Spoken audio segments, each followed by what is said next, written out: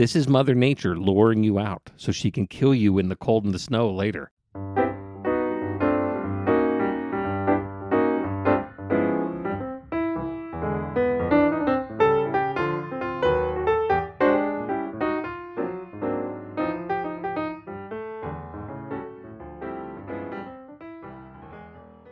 Okay.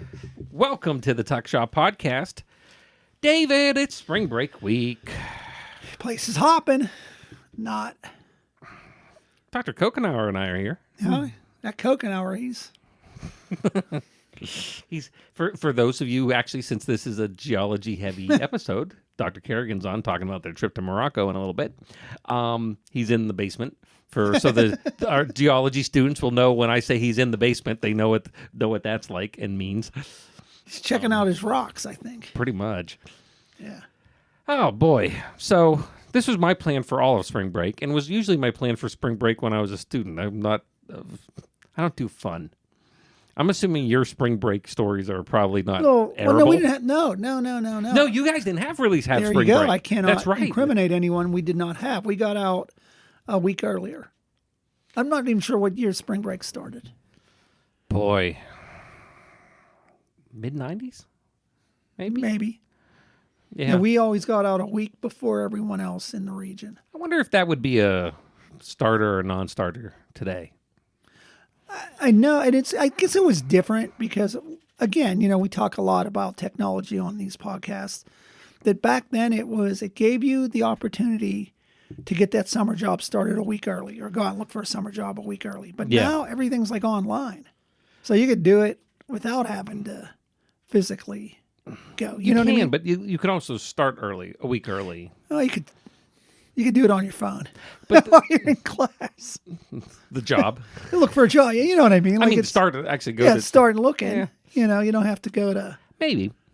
So I think but that was the big thing, because we would complain, like, we don't get a spring break. And the administration would say, but you get out a week earlier, and you're like, nobody cared.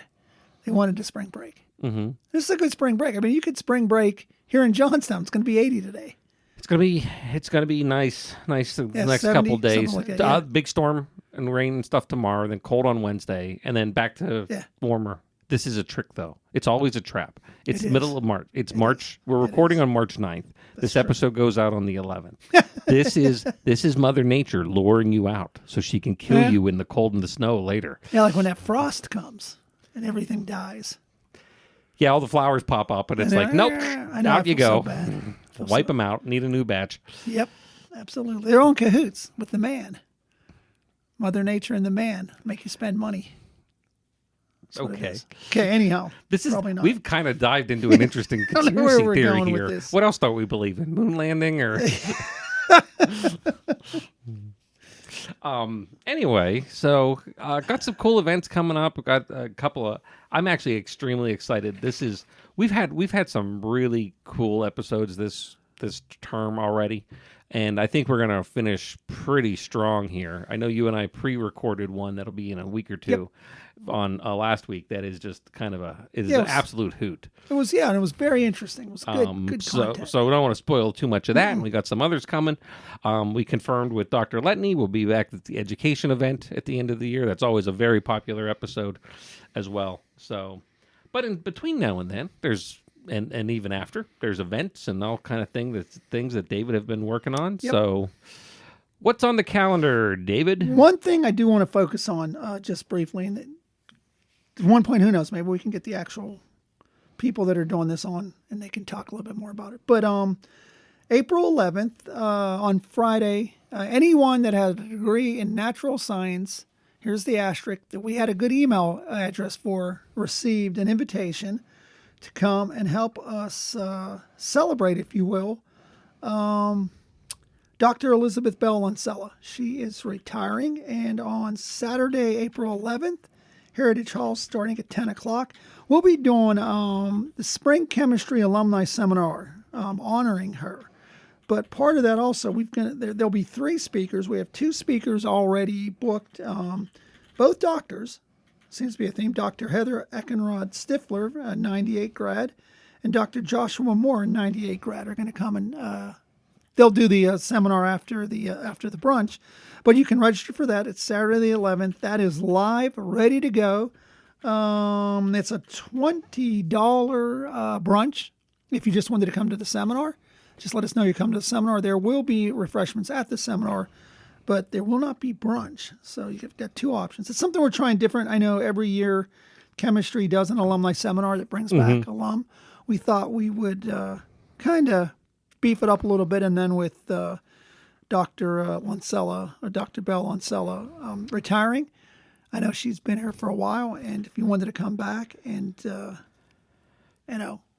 reunite before she retires, we're asking to do that. So it's Saturday, April 11th, starting at 10 o'clock. Brunch is $20. Seminars are free. Check out the website. Check out, Facebook page, LinkedIn. And I know that Natural Sciences Chemistry has been pushing it since everything went live Friday. You do have a deadline, just to make sure, of the 27th of this month. So do not lax. That would be the Friday, yeah, last Friday of March. Yep, get on and make it happen. We'd love to see you here. It's a great event. Yeah. We're going to do tours? We are. I think we're going to do, the plan is to do ENS with all the new additions. But if there was somebody that wants to do a campus tour, we would do the campus tour also. Yeah, we can kind of, put the two together. We do a really nice 3-hour tour of campus. It takes about 3 hours. Yeah. So plan ahead for that. But we're glad to go around and talk about different things and show off all the cool things going on. Yeah, there's some other things coming up, but again, we talked about, the alumni pub nights coming up end of May, but this is the thing that's coming up, end of April. This is something that's coming up middle of April, and with Easter being when it falls, deadlines get pushed up. So it's always, we're getting close to that window. Yep. So I just wanted to make sure that we pushed that once again. And again, if you have questions, give me an email, give me a ring. David's email's down in the description of the show. I knew you were going to say along that. with mine. There you go. You can contact us. But it should be a good time. Someday somebody's going to email us. They might. They might. Just might. Maybe it'll be a fan of Dr. Elizabeth Bell Lancella. I'm sure she has plenty of fans out there. That might be the first time you got the name right. I'm reading it off the page. Oh, there you go. Yeah. I always, there you go. So that's coming up. We have our event in Pittsburgh coming up. We have, I can't believe we're getting close to thinking about graduation. Yeah, we got Hall of Fame in there too. And Hall of Fame. That registration site should be live in the next week or so. We'll talk about that at another time. Yeah, so that's real fun as well. Got a good class of alum going in for Hall of Fame. The 25th of April, 25th. It's a busy week that week. It is, and the alumni event you talked about is the 30th. So April's got some stuff going on, and that's before not even get to graduation or commencement yet. So we have a lot of stuff going on. Oh, plus on top of it, we got alumni elections. We got what about engineering? Maybe engineering event going on with Dr. Houston or Brian Houston down in engineering for steel bridge and concrete canoe stuff got coming some up. Ideas, yeah. Bring some I want to people talk back. this at some point with folks about this human trafficking conference I've been working on with Dr. Wagner.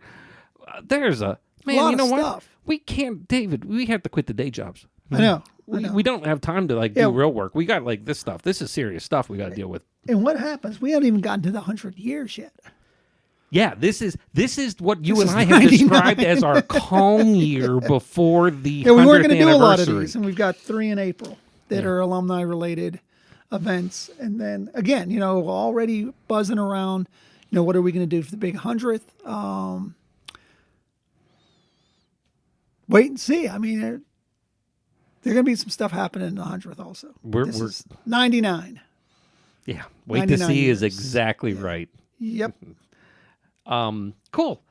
Well, spring break comes and goes, but one thing that is very consistent is students go do stuff, and there's kind of some opportunity to go have fun, and there's opportunity to learn, and there's an opportunity to sometimes to do both. So as you listen to this and as we record, Geology's now traveling around Morocco.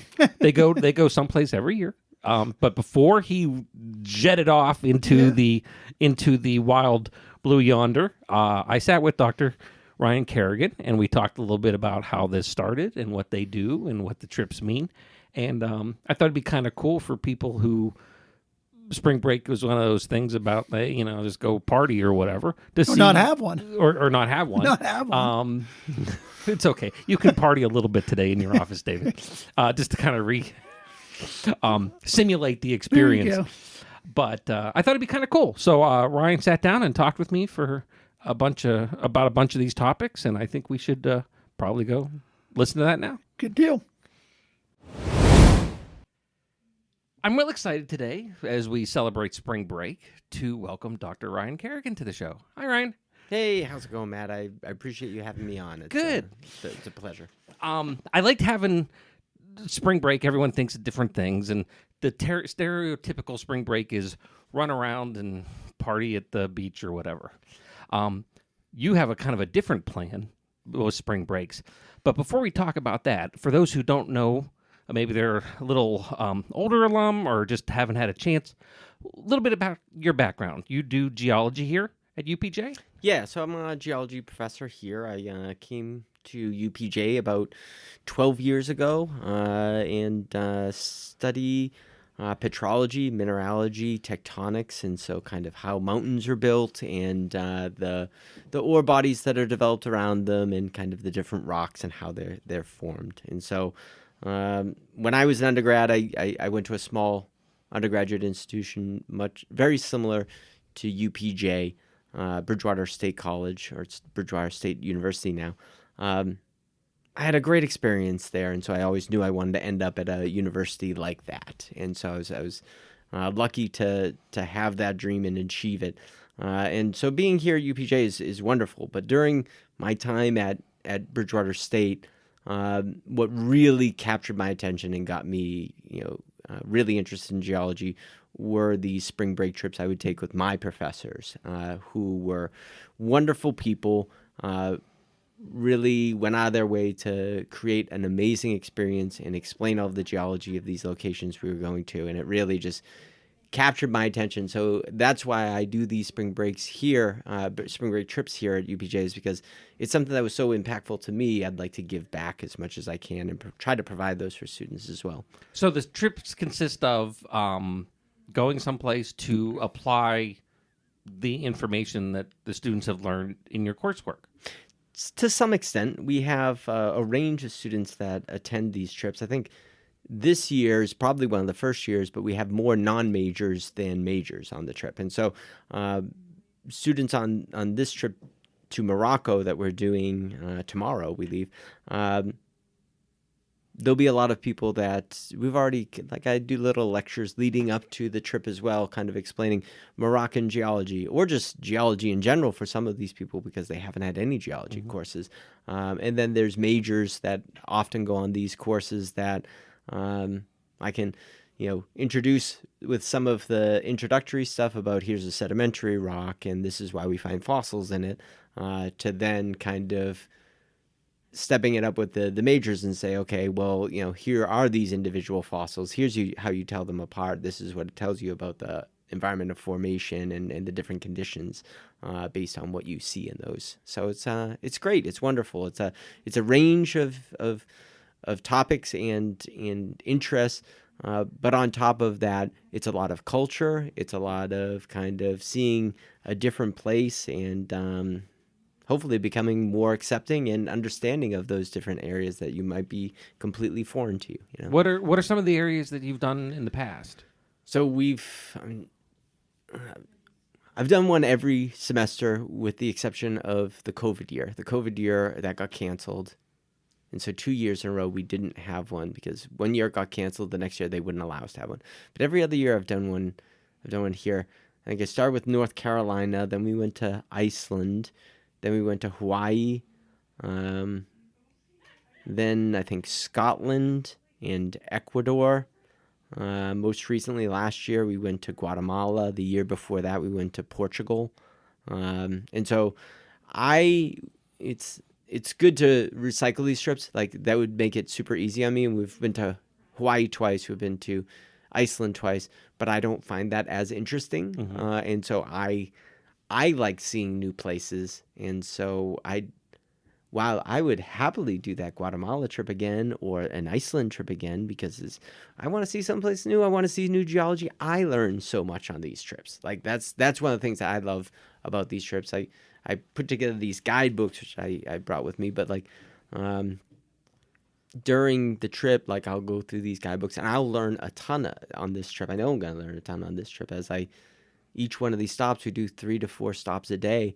I'll provide a quick, 15, 20-minute lecture about that specific stop, what they're there to see, how it compares to the other stops, what kind of geology we're seeing, what does this mean for the big picture of tectonics, and how those Atlas Mountains in Morocco, they're the sisters or brothers of the Appalachians. They were created at the same time during a collision between Africa and North America. So we're just looking at the other side of the pond, now in the desert, but it's the same rocks. So it's really kind of interesting to see those, so. And that's kind of how that structure goes. So you guys, the trips tend to be what, about 5 days, 6 days? It is the full spring break. So we leave. It's always leave on Friday or Saturday, and then 8 days wherever we're at. We get back Sunday night at like 10 o'clock. So it's a long. It's quick. the entire. It's the entire time. Yeah. And each day is, like you said, it's multiple stops. You have it all kind of pre-planned out to where you're going to stop and see different.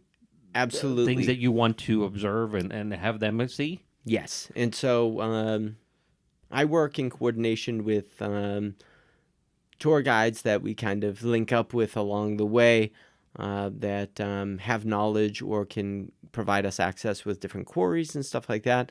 But yeah, I help choose or in some cases, like depending on the trip, I'll do all the pre-planning where I'm going to say, okay, these are the spots I want to go to because the geology is so fantastic there, or other reasons as well. The culture, I always try to add stops that have cultural significance because it'd be a shame to go to these places and not see that. But yeah, I would say usually 4 to 7 stops each day. On this trip in particular, it is really heavy on fossils. So it's like we're going to be going fossil site. All these different, the locations that we're going, which we're flying into Marrakesh, and then we're heading directly east until we get to the Sahara Desert. We'll hang out there for a little bit, talk about dune formation, and then head back. All along the way to and from, that whole region is one of the most premier fossil locations in the entire world. So if you ever go to a mineral rock shop and you see those really beautiful trilobites or these squid-like organisms called orthoceras, and they have these long shells and these nice like darker rocks, they almost undoubtedly came from this region of Morocco. It's really a fossil-rich area where we'll be able to go out and collect our own really good fossils. So I'm excited about that. But like last year, it was a completely different trip. We were in Guatemala, and it was volcano, which, to be honest with you, I prefer. I think volcanoes are so fun to look at and study and all that. But that was a much different trip, and so that's why I like these trips and going to new places because it's fresh, it's new, it's something different each time. So yeah, that's something people don't tend to think about when you're here as students, is from kind of our perspective as faculty is, okay, we've done this class 5 times, 10 times, 20 times. Yeah. It's kind of like so to do something different is yes, please. Sometimes it's nice to have a little bit of variety. It's a lot of work. And that's, How long does it take to plan a trip like this? We start planning in September. I allow the students to kind of have a voice, and they usually vote on locations that they want to go, and I kind of move ahead, with whatever the group is. I provide some options, and then from there they'll vote, and we move forward.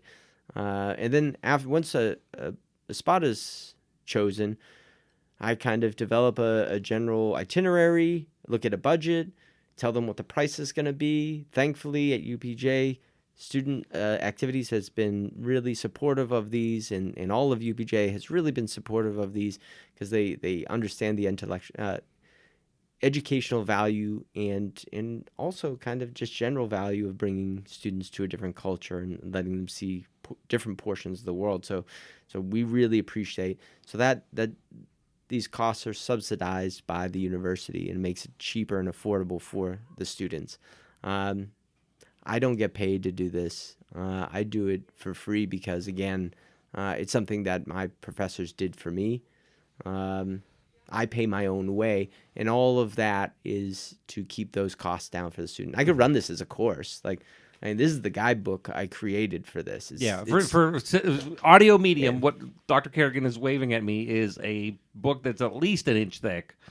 I think it ended up being like 220 pages, something like that. To give you an idea of the amount of work that goes into that. And it's really just grabbing stuff, different peer-reviewed publications for the specific locations that we'll be visiting, so that I have the scientific information to help me introduce it to the students in a better way. And if they're so inclined, they could read more about the stop while some of these bus rides are 2 hours long or so, and so it's nice to have some reading material and kind of learn about what you're about to see.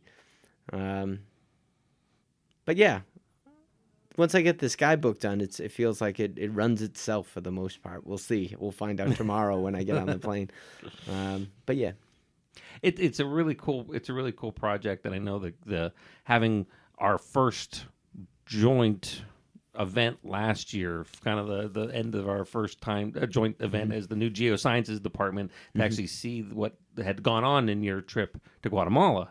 Yep. Was really kind of neat to see the experiences and how that can be really unique to that's the kind of stuff when we talk to alumni that they remember.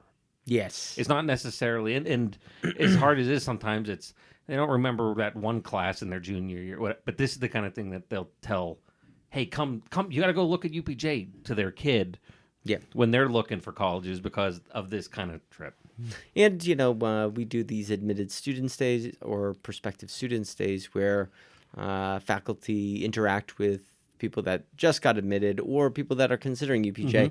And I have a, kind of little presentation that I show them, well, if you come here for geology, environmental science, environmental sustainability, these kinds of majors, these options would be open to you. I mean, really, any major can go on these trips as long as they're members of the Geology Club.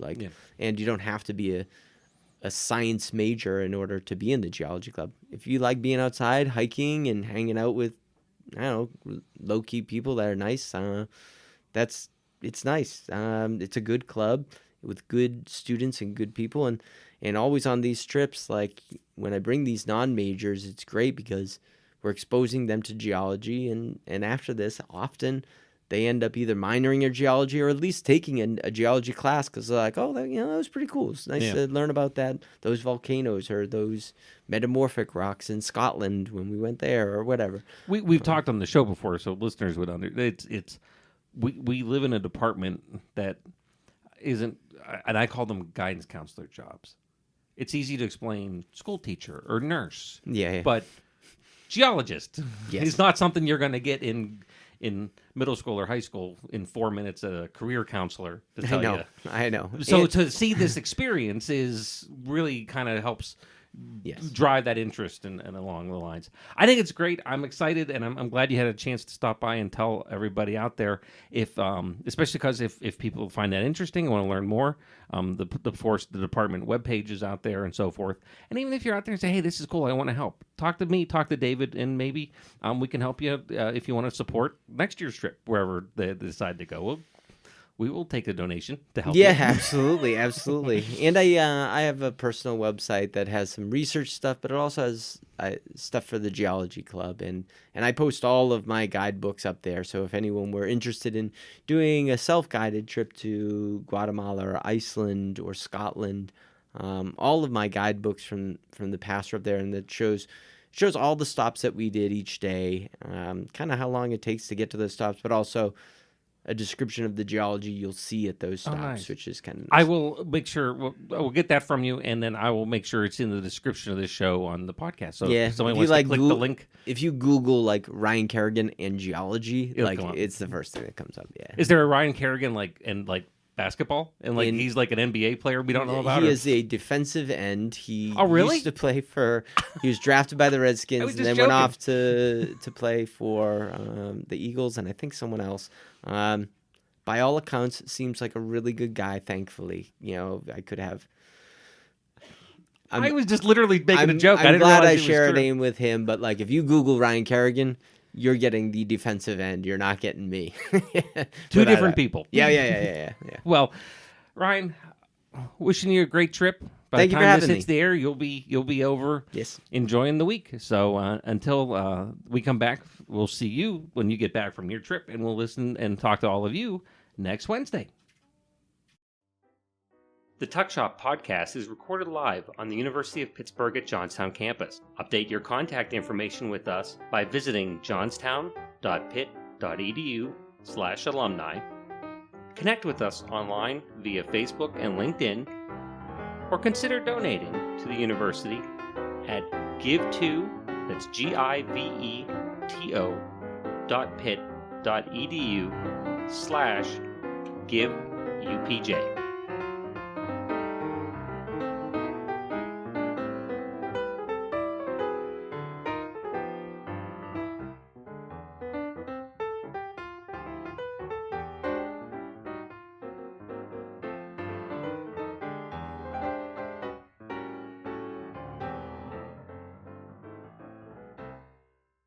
This has been a production of Quantum Wave Media.